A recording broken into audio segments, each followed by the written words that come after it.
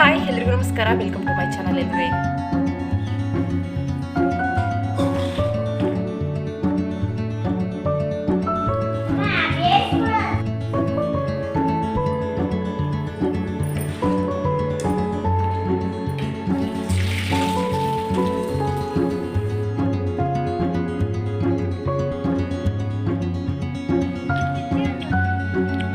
ಮೇವು ಯಾಕೆ ತಿಂದಿಲ್ಲ ಹಂಗೆ?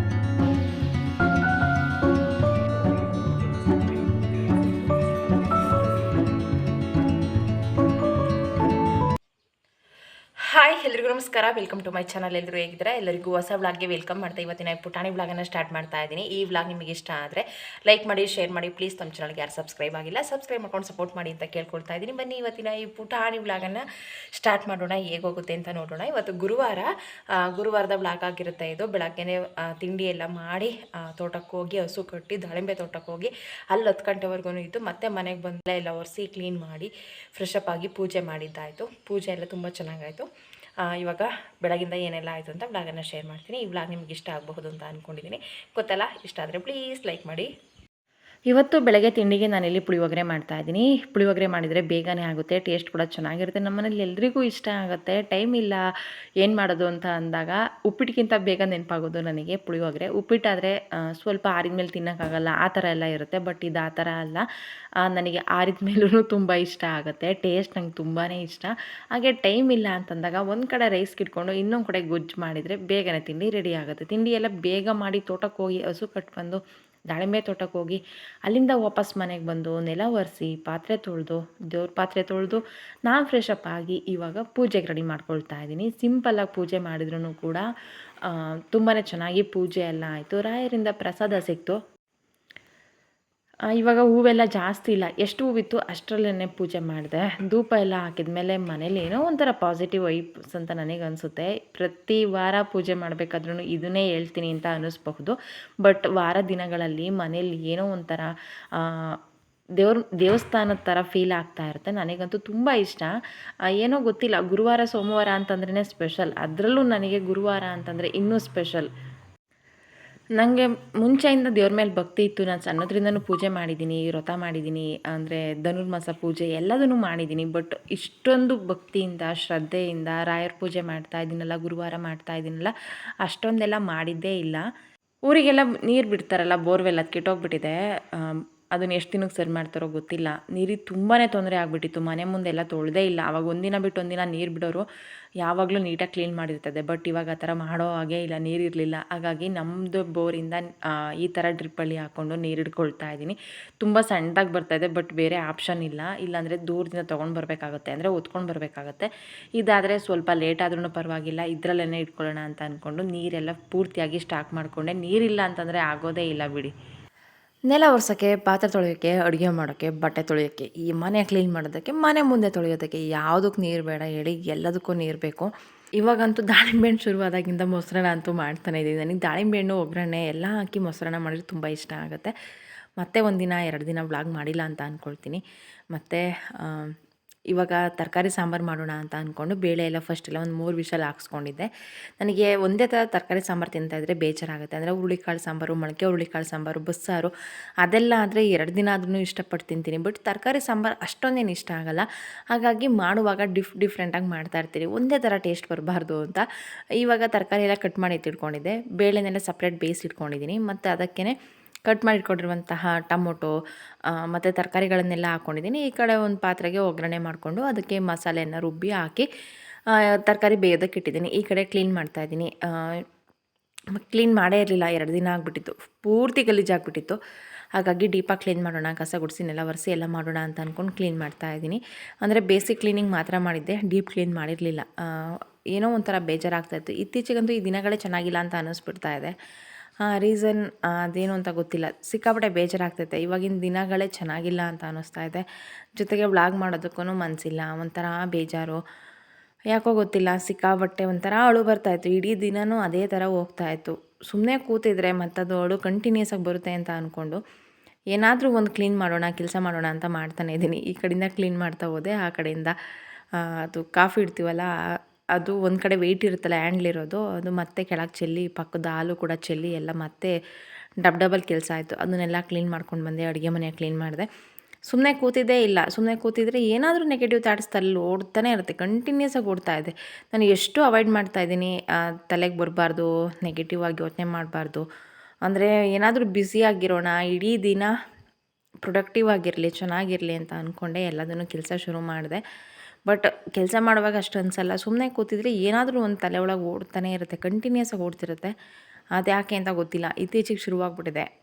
ಅದರಿಂದ ನಾನು ಓವರ್ಕಮ್ ಮಾಡೋದಕ್ಕೆ ತುಂಬ ಟ್ರೈ ಮಾಡ್ತಾಯಿದ್ದೀನಿ. ಬಟ್ ಕೆಲವೊಂದು ಸಲ ಆಗುತ್ತೆ, ಕೆಲವೊಂದು ಸಲ ಆಗೋಲ್ಲ. ಎಲ್ಲ ಥರನೂ ಆಗುತ್ತೆ, ಯಾಕೆಂದರೆ ನಾವು ಮನುಷ್ಯರೇ ಅಲ್ವಾ. ಏನಾದ್ರೂ ಎಷ್ಟೇ ಪಾಸಿಟಿವ್ ಆಗಿದ್ರೂ, ಎಷ್ಟೇ ಕಾನ್ಫಿಡೆನ್ಸ್ ಆಗಿದ್ರೂ, ಎಷ್ಟೇ ಧೈರ್ಯವಾಗಿದ್ರೂ ಕೆಲವೊಂದು ಸಲ ಬೇಜಾರಾಗುತ್ತೆ, ಕೆಲವೊಂದು ಸಲ ಅಳು ಬರುತ್ತೆ, ಗೊತ್ತಿಲ್ಲದೆ ನಗು ಬರುತ್ತೆ. ಎಲ್ಲದೂ ಸಹಜ. ಬಟ್ ಎಲ್ಲದನ್ನು ನಿಭಾಯಿಸ್ಕೊಂಡು ಹೋಗ್ಬೇಕಷ್ಟೇ. ಇಷ್ಟೆಲ್ಲ ಕ್ಲೀನ್ ಮಾಡೋ ಅಷ್ಟರಲ್ಲಿ ಈ ಕಡೆ ತರಕಾರಿ ಬೇಳೆ ಎಲ್ಲ ಬೇಯಿಸಿದ್ನಲ್ಲ, ಅದು ಕೂಡ ರೆಡಿ ಇತ್ತು. ಈ ಕಡೆ ಮಸಾಲೆ ರುಬ್ಬಿ ಒಗ್ಗರಣೆ ಮಾಡಿ ಅದು ಕೂಡ ಆಗಿತ್ತು.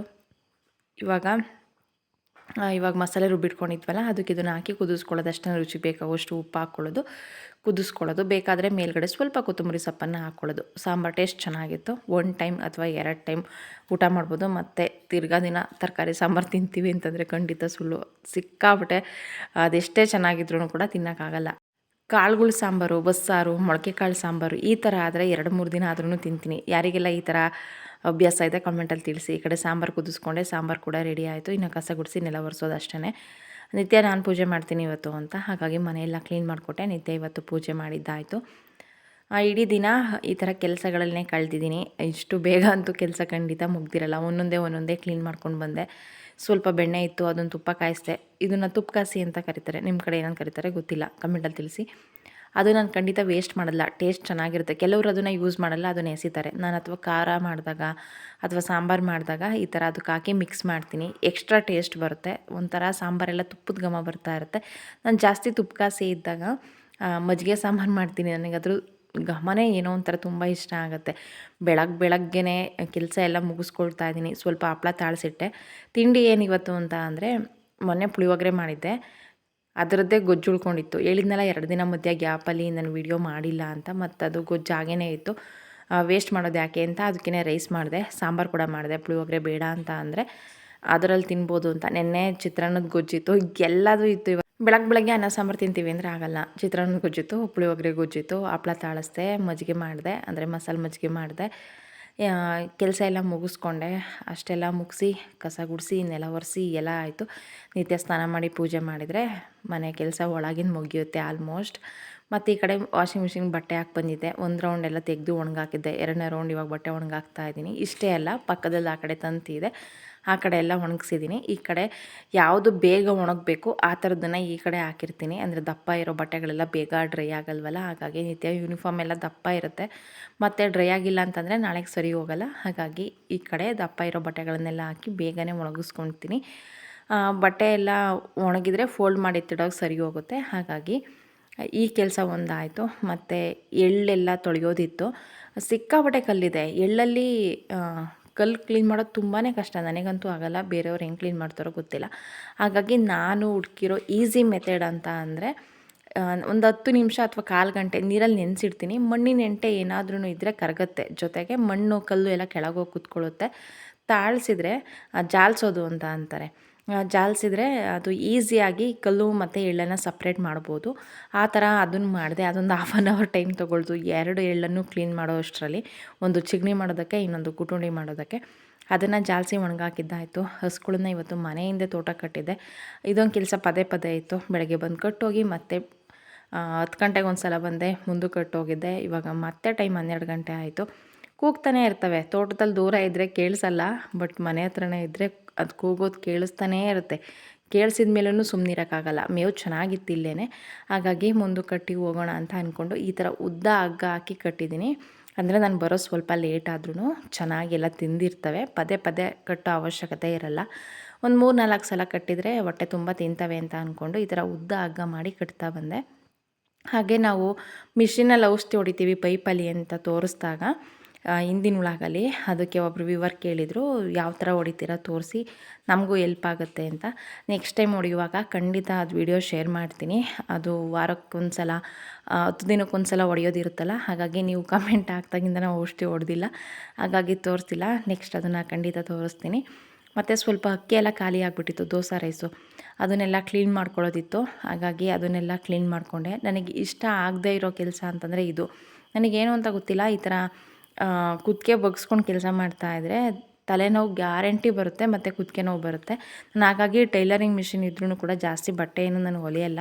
ಕಾರಣ ಇಷ್ಟೇ, ಈ ಥರ ಕುತ್ತಿಗೆ ಬಗ್ಸಿ ನಂಗೆ ಕೆಲಸ ಮಾಡೋಕ್ಕಾಗಲ್ಲ, ಇಮ್ಮಿಡಿಯೇಟ್ ನಂಗೆ ತಲೆನೋವು ಬರುತ್ತೆ. ಹಾಗಾಗಿ ಇದೊಂದು ಗಂಟೆ ಮೇಲಾಯಿತು ಕ್ಲೀನ್ ಮಾಡ್ಕೊಳ್ಳೋ ಅಷ್ಟರಲ್ಲಿ. ಅದನ್ನೆಲ್ಲ ಕ್ಲೀನ್ ಮಾಡಿ ಎತ್ತಿಟ್ಟು ಕಸ ಗುಡಿಸಿ ಎಲ್ಲ ಆಯಿತು. ಇವತ್ತಿನ ವ್ಲಾಗ್ ಇದಾಗಿತ್ತು. ಈ ವ್ಲಾಗನ್ನು ಇಲ್ಲೇ ಎಂಡ್ ಮಾಡ್ತಾಯಿದ್ದೀನಿ. ಇಷ್ಟ ಆದರೆ ಲೈಕ್ ಮಾಡಿ, ಶೇರ್ ಮಾಡಿ. Thank you.